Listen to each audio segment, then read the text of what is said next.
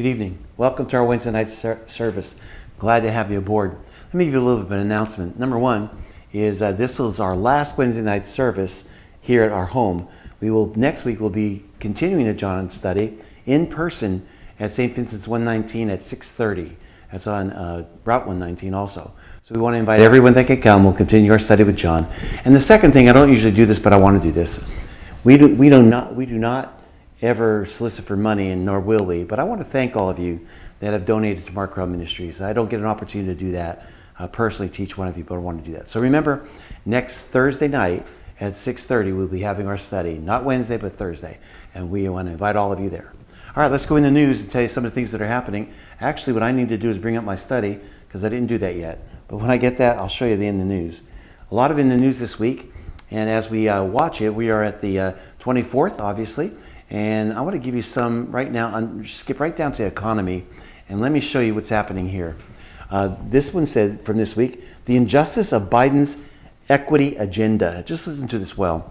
In a move that has critics crying socialism, the Biden administration created a new policy, brand new, that will raise mortgage fees on low-risk borrowers so high-risk borrowers can pay less. You heard me right? It's taken from the haves and it's giving to the have-nots.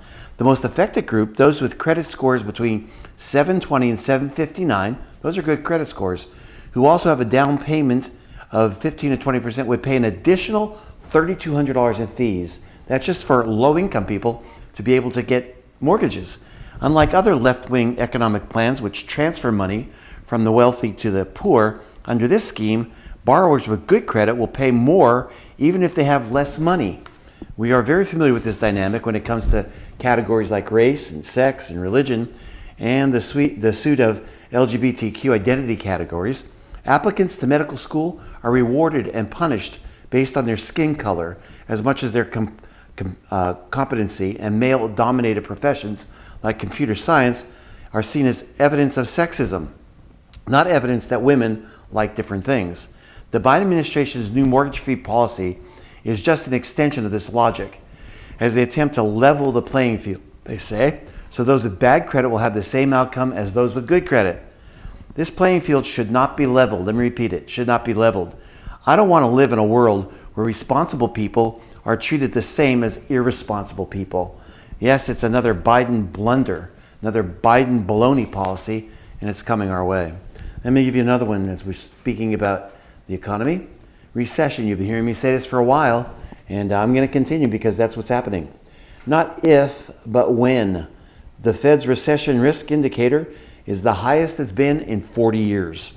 If they are actually telling us that a recession is coming this time around, how bad is it going to be? In 2008, officials kept assuring us over and over again that there wouldn't be a recession. And then we plunged into the greatest economic downturn since the Great Depression of the 1930s. But here in 2023, what is coming is so obvious that nobody can deny what is happening. The economy is already starting to come apart at the seams all around us. And the experts at the Federal Reserve openly now are acknowledging that they are making things even worse by hiking interest rates. Can you imagine? They're actually admitting to that. Pretty much everyone agrees that rougher times are ahead for us. And a probability model from the New York Federal Reserve is now predicting that there is a 68.2% chance that there'll be a recession within the next 12 months. Just think about that for a moment. The recession of the early 1980s was a real whopper. You probably still have very painful memories because of it. Larry Summers says he also believes that we are probably have about a 70% chance of a recession within the next 12 months. Former Treasury Secretary, that is, Larry Summers. He said, we certainly don't have to wait for bad economic news because it is happening all around us right now. And indeed, it is happening all around us. Total consumer debt hit a fresh new high in the first quarter of 2023. Of course, interest rates are moving higher also at the same time. And maybe you've received some mail from your bank saying they'd like you to take out a CD. Why? For 6 to 8 months, because they want to hold on to your money. If you can believe it, the average rate of interest on credit card balances is now over 20%. Let me just give a little bit of instruction here. If you have credit cards, you need to pay them off by the end of the month. The credit cards are actually banks. They're taking 20% of your money on the unpaid balances. Carrying credit card balances in this environment is financial suicide.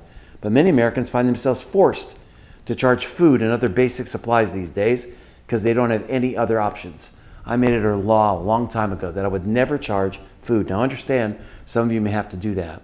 Millions upon millions of people are barely scraping by from month to month, and delinquency rates just continue to move higher. Meanwhile, here in the early stages of 2023, small businesses are filing for bankruptcy at a record pace. According to a USB Evidence Lab note by the Epoch Times, the 4-week moving average for private filings was 73% higher than it was in June of 2020. Things weren't even this bad during the extended lockdowns during the early stages of the COVID pandemic.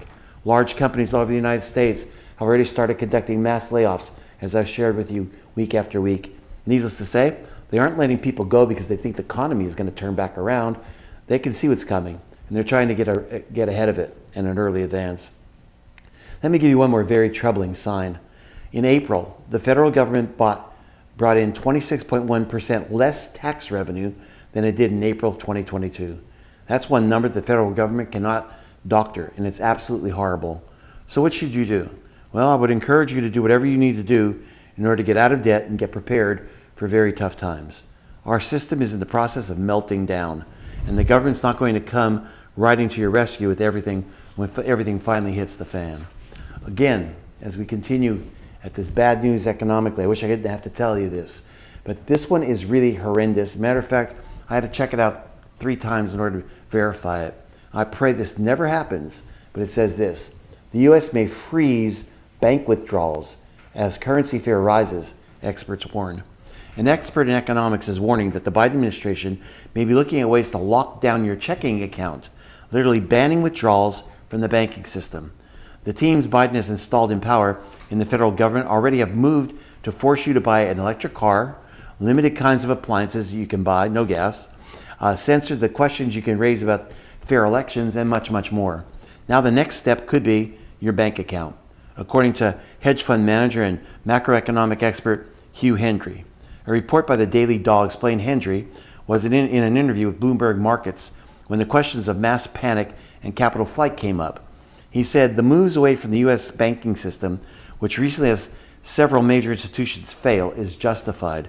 The report explained, Hendry says a further decline in the M2 money supply, which in part tracks money in liquid checking accounts, could convince the United States government to step in and prevent citizens from taking their capital out of the banking system. Can it happen? Of course it can. This is what happened. It's horrendous. It's happened a few years ago in Greece. By the way, another democracy which was on the brink of socialism. They froze people's, not only did they freeze people's bank accounts, they took 10% of their savings, not in interest, but of their principal. He continued, there's a capital flight, deposit flight from the banking sector seeking yield. He said, I fear that, I don't say this lightly, but in 1934, the Federal Reserve Act confiscated gold from U.S. citizens. We're at that point where the Fed and Treasury officials, I'm sure he said, are having to consider a gate, a lock on U.S. bank deposits. That's a pretty scary article when you think about it. Let me go a little bit further and show you a little bit about religion. This comes out of Africa. Many parts of Africa become lethal danger zone for Christians. You won't hear this on your nightly news. Trying times are echoing all across our planet, particularly among Christian believers. We continue to receive reports of violence and the killing of believers in Armenia and Nagorno-Karabakh, in Myanmar, India, and in Pakistan. Severe persecution of Christians continues to rage in much of the Middle East, North Korea, and Afghanistan. Now, Africa is an increasing lethal danger zone for believers. In 2021, Nigeria accounted for nearly 80% of Christian deaths worldwide. One country, 80% of Christian deaths. More than 5,000 Christians were massacred in Nigeria just in 2022. Violent incidents at the hands of radical Muslim groups, specifically focused on churches and Christian schools. Young girls are targeted for kidnapping and unspeakable abuse by terrorists. Priests and pastors are also primary targets. Dozens of them have lost their lives as Christian martyrs in recent years, and the violence never ceases. This past Wednesday, 25 Baptists were kidnapped at a Nigerian church, not to be heard from since. Nigeria is far from the only danger zone in Africa, where anti-Christian persecution is rapidly exploding across the continent. Why is that? Because Islam has put a target on Africa to convert it one way or the other. In Burkina Faso, living in fear is a daily reality for believers in Burkina Faso, where Islamic militants have driven more than 2 million people from their homes since the insurgency in Mali began spilling over in 2016. These radicals attacked Christian villages, shooting at everything and everyone. In the Democratic Republic of the Congo, International Christian Concern reported that during 10 days in April, 80 Christians were killed and hundreds were abducted. In Sudan, Christianity Today reports that churches are under attack and Christians are fleeing life-threatening violence across the country. In Khartoum, the Evangelical Presbyterian Church suffered a fire as munitions exploded in a nearby market. The Coptic Orthodox Church was struck by a rocket, and All Saints Anglican Cathedral was occupied by militant forces. Over 500 people have been killed, with more than 4,000 injured. In Mozambique, hundreds of Christians have been slaughtered in recent years during Islamic massacres. The reality in today's world is that wherever Christians reside, they're experiencing intensified persecution. Let me underscore that. They are experiencing intensive persecution and intensifying. As American believers, we face our own concerns about cultural and political challenges to our faith and freedoms, as I'll share with you in a moment. This is another powerful sign, my friends, of the times. Jesus said, "You will be persecuted for my name's sake." Let's go a little further in this religion article. Nationwide campaign to deplatform and harass Christians from the public. So what about Christians in America? This article will tell you a little bit about it. Christianity is rapidly becoming synonymous with hate in America, and that puts us in very dangerous territory. Because once a certain class of people becomes classified as a hate group, they become targets. Unfortunately, Christians are already being systematically targeted right now in America. Dozens of major organizations are working together to suppress speech that they do not like. That can often mean having their social media accounts deplatformed, but it can also mean being debanked by financial institutions. In fact, JP Morgan Chase is being accused of debanking quite a few Christian organizations simply because of what they believe. It's not coming, it is here.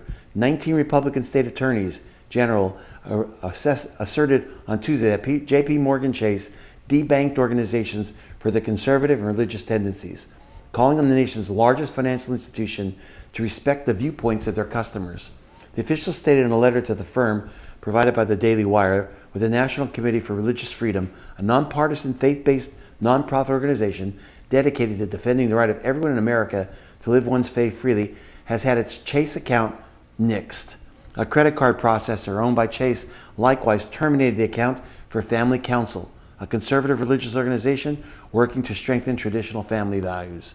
If you love liberty, that should sicken you, because what they're doing is fundamentally un-American and un-Christian. Of course, JP Morgan Chase is not the only financial institution that's doing this.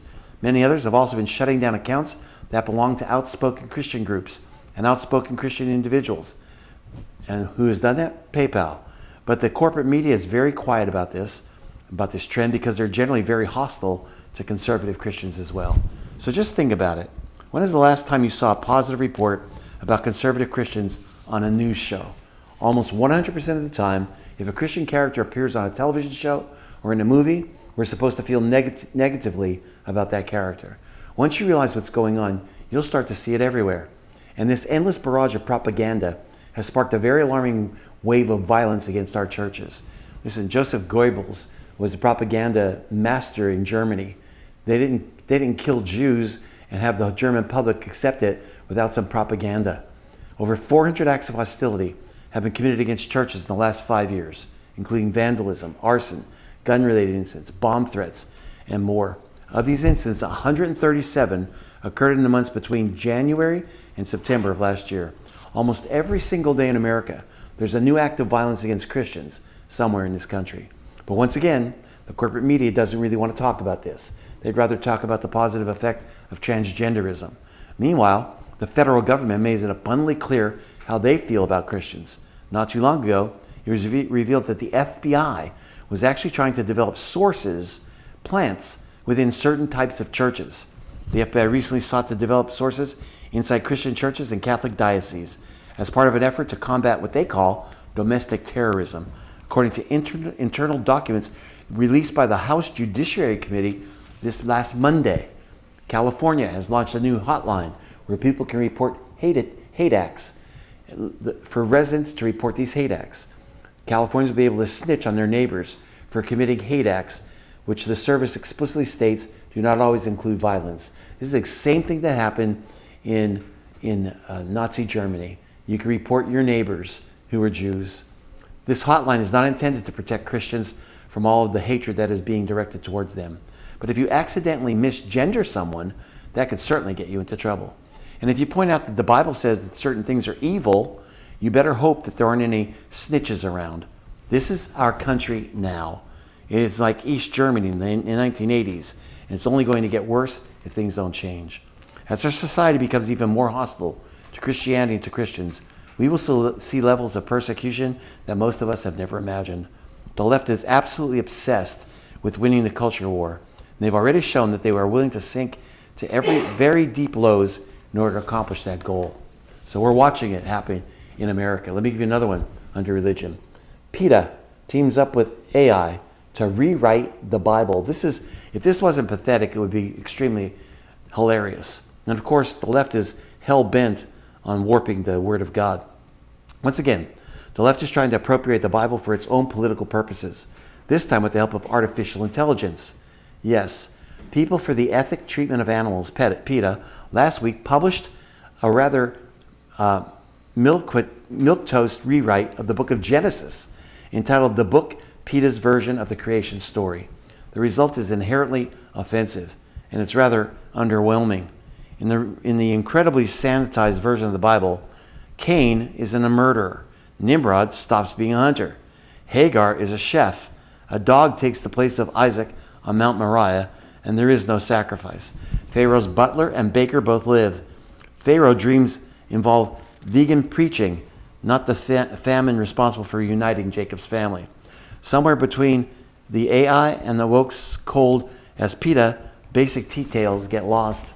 Most of the main characters are all morally spotless priests of the vegan religion, preaching the virtues of soy and almond milk. They go from place to place, spreading the gospel of treating animals like people, and occasionally the animals speak on their own accord. At one point, camels in their rewritten Bible decide among themselves to teach the uneducated humans, but then decide just to travel with them instead. Joseph's brothers still decide to kidnap and sell their brother out of jealousy, but they also wouldn't dare harm a goat to dip his multicolored coat in goat's blood. Instead, they use beet juice. Yes, they contemplate murdering their own brother, but God forbid they touch an animal. Meanwhile, Enoch draws the short end of the stick. Rather than living for 905 years, Genesis 5:1 tells us, Enoch lives for a measly 50 years. And here's a quote from their Bible. Enoch consumed the flesh of animals and thereby committed an ultimate sin, leading to a shortened life of shame, weakness, ignorance, and illness. That's the Bible according to PETA. By far the best part of the entire book is God's quips about the 6 days of creation, in which he says, "Let there be a meatless Monday." This is unbelievable. Americans who actually read the original version of the Bible may marvel at just how little preaching it actually does. Genesis, as we know it, in particular, narrates personal stories. That's what it does. Abraham, Isaac, and Jacob don't always come across as the most admirable people in the Bible, and that's part of the point. God makes these relatable, flawed characters in a great nation, and their flaws matter because they highlight God's work through them. The author of Genesis isn't trying to just tell a good story. He's trying to record how these people actually lived, and that's one of the reasons Genesis turns out to be such an excellent book. Meanwhile, PETA packs its pseudo-biblical pages with non-stop screeching preaching. How does Abel convince Cain to stop killing and eating animals? He explains that Cain could become totally ripped by eating plants. What do people of Sodom do that leads God to destroy them? They try to force Lot's guests to eat our carcinogenic meats and cholesterol bombs. I'm quoting. Why does Sarah laugh with incredulity by the oaks of Mamre? Not because she doubts God's promise that she'll have a son in her old age, but because she doubts that she, quote, shall bring forth many more vegan feasts. PETA's version reads like a broken record. Many chapters follow the heroes, Abraham, Sarah, Rebecca, Jacob, Joseph, as they go from place to place, preaching that vegan food tastes better, that plant-based clothes feel better and don't smell, and that animals such as chickens and sheep have complex emotions. PETA is pathetic.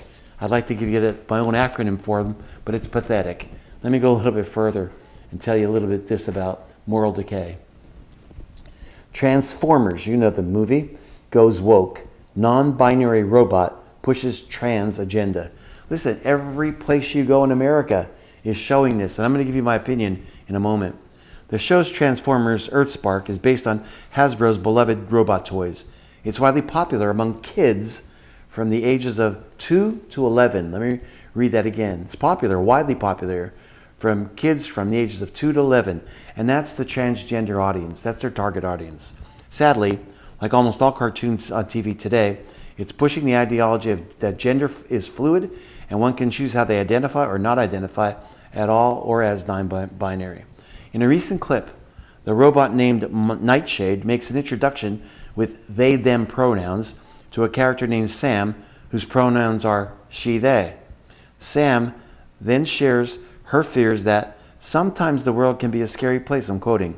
It's hard to know who's dangerous or not, end of quote. She continues, I know I'm safe when I'm with my friends or other non-binary people. This isn't a movie. This is the new Transformer movie. When Nightshade then questions what it means to be non-binary, Sam responds, people who aren't female or male. By the way, there's no such thing as somebody who's not female or male. I don't know if that's news to anybody, but it shouldn't be. Sounding pleased, the robot then responds, I always knew my pronouns felt right, but what a wonderful word for a wonderful experience. What a lie. Thanks, I'm Sam. I'm she, they. But you already know that, the character says, referring to her she, they pin on her bag. The show is inappropriately shoveling liberal ideologies down young kids' throats. Their clips on Twitter attacking the show have received over 6 million views. They're really putting the trans into Transformers now, I guess you could say. And I'll be honest with you, somewhere down the line this thing has got to stop. And here's one of the other ones that I want to give you today about that.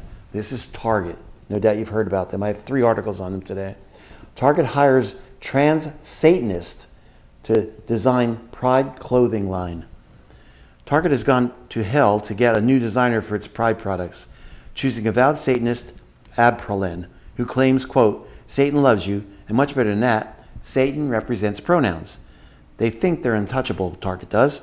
Among other items in its Pride line, the mega retailer carries Abpralin's Cure Transphobia sweatshirt, which bears the message, Cure Transphobia, not trans people. Abpralin includes Satanism with its LGBT activism, stating online, Satan loves you and respects you and who you are. You're important and valuable in this world, and you deserve to treat yourself with love and respect, end of quote.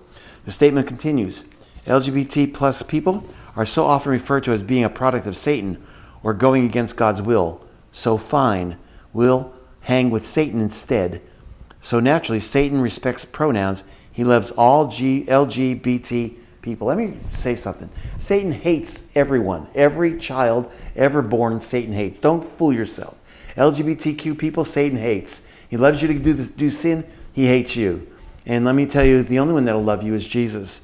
One of the products for Correll is a pin featuring the image of a demon, Baphomet, with a claim to respect pronouns. This is from one of their advertisers, Scarlett Johnson. Trans witches for abortion. Join our gay cult. Definitely not trying to use design and art to groom, manipulate, and control kids. Yes, you are. Here's another one from her. Satan is hope, compassion, equality, and love. Man, you talk about delusion. So naturally, Satan respects pronouns. He loves all LGBTQIA. Just use the alphabet for goodness sake. People, I went with a variation of Baphomet for this design, a deity who themselves is a mixture of gender, beings, ideas, and existences. Unbelievable. Let me go on. Another article about Target. Here it is. Target is off target again with the launch of transgender clothes for babies. Target has begun promoting a new line of LGBTQ plus clothes for babies. According to a report from PJ Media, the retail chain that previously had moved to promote the LGBT ideology now has moved way off target. Retail giant Target has a new line of pro-LGBTQ clothing for children, even for infants. In case you know, your 6-month-old makes the mature decision to become transgender. This follows long-standing efforts by Target to indoctrinate kids via books entitled, Are You a Boy or Are You a Girl? The company is promoting its Pride Kids and baby clothing, including a Pride Baby Bean Proud bodysuit, light mint green by the way, a Pride Baby Be Kind Jumper Romper, black, and Pride Baby It Takes All Kinds bodysuit, which is blue.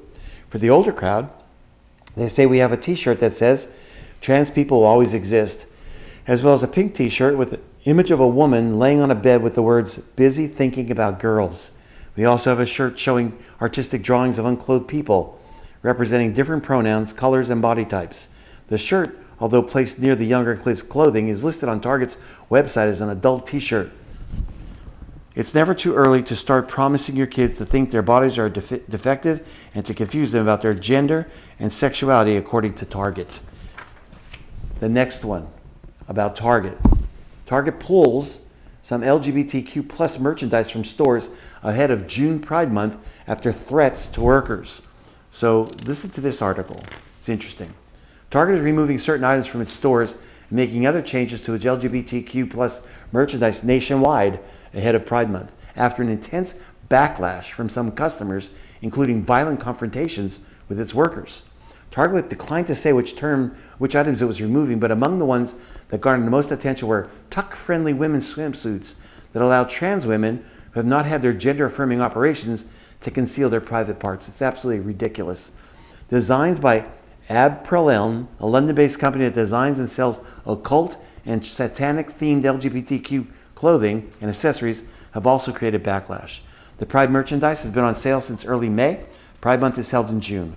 Target confirmed that it has moved its Pride merchandise from the front of the stores to the back in some southern stores after confrontations and backlash from shoppers in those areas. Listen, if you're a southerner and you're going to Target, stop. Boycott Target right now. Right now. The move comes as beer brand Bud Light is still grappling with the backlash from consumers, angered by its attempt to broaden the customer base by partnering with transgender influencer Dylan Mulvaney. Bud Light's parent company said it's going to triple its market spending in the U.S. this summer as it tries to restore lost sales after the brand partnered with the transgender influencer. Don't these companies learn? Target and other retailers, including Walmart and H&M, have been expanding their LGBTQ plus displays to celebrate Pride Month for roughly a decade. This year's transgender issues, including gender-affirming healthcare and participation in sports, have been a decisive topic in state legislators, and the backlash has turned hostile. I'm not going to comment until I give you this last one, but I am going to comment. Look at this sick picture. This group returns for Pride Night after Dodgers reversed their decision. The Los Angeles Dodgers, who faced enormous backlash over last week's choice to have the Sisters of Perpetual Influence in their annual LGBTQ Pride Night, reversed course on Monday. The team apologized to the group and extended a new invitation for it to attend its festivals, which are scheduled to be held on June 16th at Dodger Stadium. The sisters have accepted the invitation, and some of the group that have vowed to boycott have agreed to return as well. The sisters, who describe themselves as, quote, a leading-edge order of queer and trans nuns, they're men, employ human and religious imagery to call attention to their sexual intolerance. They actually defame Christ. They do gyrations on crucifixes and crosses. After much thoughtful feedback from our diverse communities, I'm quoting, honest conversations within the Los Angeles Dodgers organizations and general discussions with the Sisters of Perpetual Indulgence, the Los Angeles Dodgers would like to offer our sincerest apologies to the Sisters of Perpetual Indulgence, members of the LGBTQ community, and their friends and families, the team said in its statement.